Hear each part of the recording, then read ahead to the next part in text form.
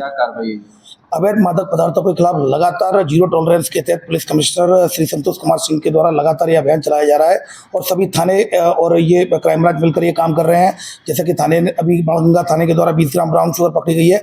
इसी प्रकार crime branch एक महीने से एक टारगेट पर लगी हुई थी, जिसमें पता चला था कि जो चंदन नगर में रहने वाला नेटवर्क उर्फ साकिर, जो कि लगभग 60 वर्षीय वृद्ध है और इसका पुराना ट्रैक रिकॉर्ड भी है कि वो गांजा और चरस से सप्लाई करता है, लेकिन कहीं कोई सुराग नहीं लग रहा था। तो लगातार टीमें लगी हुई थी और इसी तारतम्य में सूचना मिलने पर अभी 3 दिन पहले एक समीर शाह को, जो कि इसका लड़का था, समीर शाह को पकड़ा गया था। उसको साथ एक 61 ग्राम MDMA ड्रग मिला था। तो इसी तरह लगातार इस पर कार्रवाई चल रही थी। ये पता चला था कि कहीं ना कहीं से बाहर से लेकर आता है चरस। तो इस पर से लगातार क्राइम ब्रांच की टीम एक महीने से नजर रखी हुई थी और लगातार मुखबिर काफ़ी जो कि मुखबिर को जो सूचना काफ़ी पुख्ता थी, उसके द्वारा बताया गया कि मोतिहारी गया है। तभी जो टीम हमारी लगातार उसको फॉलो कर रही थी और फिर पता चला कि वो जो अवध जो ट्रेन आती है उसके ट्रेन से आ रहा है। फिर दूसरी ट्रेन उसने चेंज की, लगातार उसने कई ट्रेनें चेंज की और जब तक हमारी टीम ने फॉलो किया तो रेलवे स्टेशन पास कोई नहीं मिला।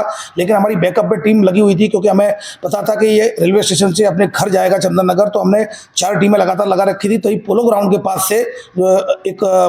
पास से एक व्यक्ति को, जो साकिर उर्फ नेटवर्क को पकड़ा और इसकी उम्र 60 वर्ष है। इसके कब्जे से लगभग 2 किलो 225 ग्राम के करीब चरस मिली है और इसके खिलाफ 8/20 NDPS एक्ट के तहत केस रजिस्टर्ड कर लिया गया है। इसके खिलाफ 1 दर्जन अपराध पूर्व में पंजीबद्ध हैं और इसमें जिसमें कि NDPS गांजे में भी है, पूर्व में गांजा सप्लाई में भी 2 बार बंद हो चुका है। यहाँ मैं आपको बताना चाहूँगा, चरस काफ़ी महंगा ये अवैध मादक पदार्थ है, काफ़ी मेहनत से बनता है। वो एक दिन में अगर उसको जो आपका जो कैनाबिस सटाइवा होता है, गांजा होता है, उसके जो फल होता है, उसके लगातार रगड़ने से जो रेजिम निकलता है, जो तरल द्रव्य निकलता है, उसको लगातार पर डे में अगर एक व्यक्ति उसको सुबह से बनाना शुरू करेगा तो लगभग 10 ग्राम के करीब वो बना पाता है। इसलिए काफ़ी कॉस्टली होता है।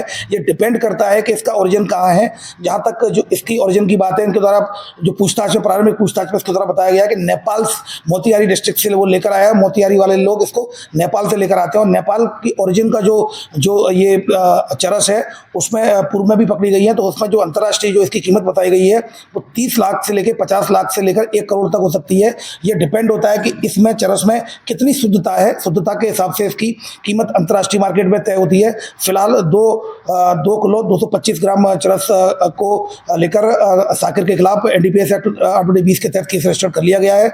इसके द्वारा ये बताया गया है कि किस किस के इसमें कौन कौन इन्वॉल्व हैं और ये यहाँ पर आकर इनकी चरस की एक जो गोले बनाकर एक गोले को एक गोला लगभग 10 ग्राम का होता है, 1 तोले का होता है और एक गोले को लगभग 15 से 20 हज़ार में बनाकर वो बेचता है। और इस तरह से वो बहुत कम कीमतों में वहाँ नेपाल बॉर्डर से लेकर आकर, मोतिहारी से लेकर आकर यहाँ पर वो ये करता है। चूँकि इससे पहले समीर शाह को भी पकड़ा गया है, जिससे 61 ग्राम MDMA ड्रग्स निकला है। तो इससे ऐसा प्रतीत होता है कहीं ना कहीं ये पूरी फैमिली के कई लोग इसमें इस जो अवैध मादक पदार्थ की सप्लाई में इन्वॉल्व हैं। और इसमें टीम में सब ACP देवेंद्र ध्रुवे और थाना प्रभारी जितेंद्र चौहान के साथ लगातार ASI मंगल सिंह और उनकी टीम ने 1 महीने तक इसको लगातार क्लोजली वॉच किया, तब जाकर ये सफलता मिली है।